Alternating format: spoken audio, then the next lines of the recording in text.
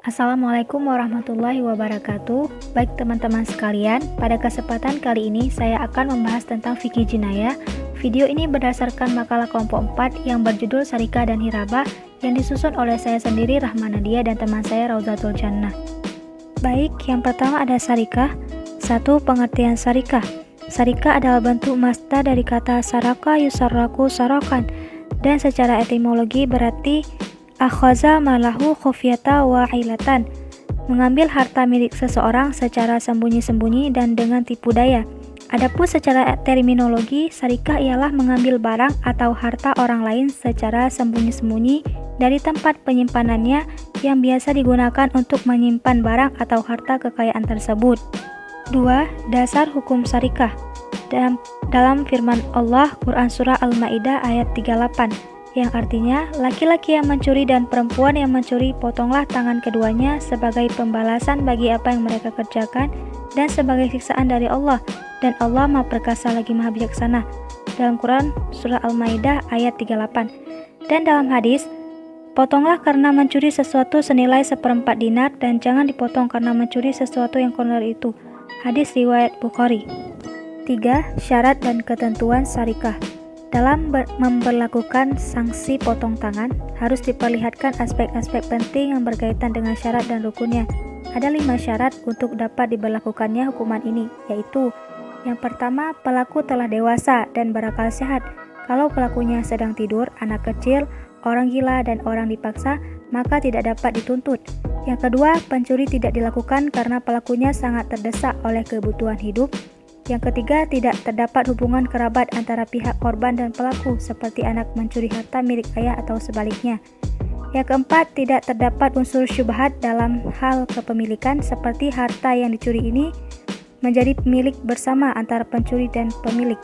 Yang kelima, pencurian tidak terjadi pada saat peperangan di jalan Allah. Pada saat seperti itu, Rasulullah tidak memberlakukannya hukuman potong tangan. Meskipun demikian, jarimah ini dapat diberikan sanksi dalam bentuk lain seperti dicambuk atau dipenjara. 4. Hukuman bagi sarikah atau pencuri. Mencuri adalah dosa besar dan orang yang mencuri wajib dihukum. Yang pertama, mencuri yang pertama kali maka dipotong tangan kanannya. Mencuri yang kedua kalinya dipotong kaki kirinya. Mencuri yang ketiga kalinya dipotong tangan kirinya. Mencuri yang keempat kalinya dipotong kaki kanannya.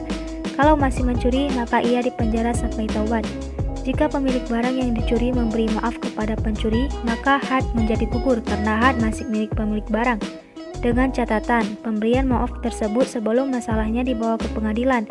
Karena jika masalahnya sudah diputuskan di pengadilan, had tidak bisa digugur karena had milik Allah, bukan milik pemilik barang yang dicuri. 5. Nisab barang yang dicuri. Nisab adalah batas minimal suatu harta. Nisab harta yang dicuri adalah nilai minimal yang dimiliki oleh harta itu. Harta yang dicuri untuk bisa menyeret malingnya ke pengadilan dan dijatuhi hukum potong tangan. Ada berbeda-beda pendapat di kalangan ulama. Menurut pendapat Imam Syafi'i, nisab barang curian yang menyebabkan had seharga 1/4 dinar atau sekitar 3,34 gram. Menurut Imam Maliki dan Imam Hambali, 3 dirham sekitar 3,34 atau 3,36 gram. Menurut Imam Hanafi, 10 dirham. 6. Hikmah adanya hukuman bagi pencuri. 1. Membuat orang yang mau berbuat pencurian mempertimbangkan 1000 kali pertimbangan. Kedua, orang jera untuk melakukan pencurian kembali. Ketiga, terpeliharanya harta masyarakat dari gangguan orang lain. Keempat, terciptanya kehidupan kondusif, aman, tentram, dan bahagia.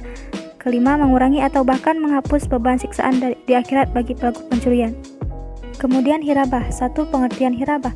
Hirabah adalah suatu tindakan kejahatan ataupun pengerusakan dengan menggunakan senjata atau alat yang dilakukan oleh manusia secara terang-terangan di mana saja, baik dilakukan dengan satu orang atau berkelompok, tanpa mempertimbangkan dan memikirkan siapa korbannya, disertai dengan tindak kekerasan.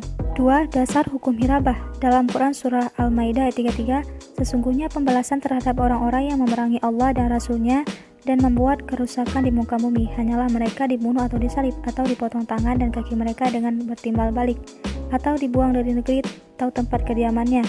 Yang demikian itu sebagai suatu penghinaan untuk mereka dunia dan di akhirat mereka beroleh siksaan yang besar. Dalam Quran Surah Al-Maidah 33. 3. Syarat dan ketentuan hirabah. Adapun syarat harta yang diambil dalam perampokan adalah sama dengan syarat harta yang diambil dalam pencurian. Imam Hanifah mensyaratkan tempat perampokan itu harus negara Islam. Hal ini berkaitan dengan teorinya yang mengatakan bahwa penerapan hukum Islam itu hanya mungkin terjadi di negara muslim. Perampokan itu harus di luar kota dan jauh dari keramaian, karena di tempat yang ramai biasanya tidak terjadi perampokan.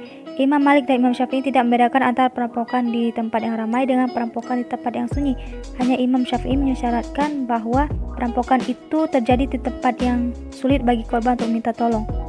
4. Hukuman bagi sarikah atau perampokan. Sanksi pertama bagi perampok adalah dipotong tangan dan kakinya antara bersilang, yaitu tangan kanan dan kaki kiri. Sanksi tersebut diancam pada perampok yang mengambil harta dengan paksa namun tidak membunuh. Sanksi kedua dihukum mati, yaitu bila seorang perampok membunuh tapi tidak mengambil harta. Sanksi ketiga yaitu dihukum mati lalu disalib. Sanksi ini diancam terhadap perampok yang membunuh dan mengambil harta. 5. Hikmah larangan hirabah. Yang pertama, orang akan menghindar dari tindakan kejahatan baik menyamun atau merampok. Yang kedua, melindungi hak milik harta benda dan jiwa seorang dengan aman. Yang ketiga, mendorong manusia untuk memiliki harta dengan cara sah dan halal. Keempat, terwujudnya lingkungan yang aman dan damai dan sejahtera. Sekian dari kami, kelompok 4. Assalamualaikum warahmatullahi wabarakatuh.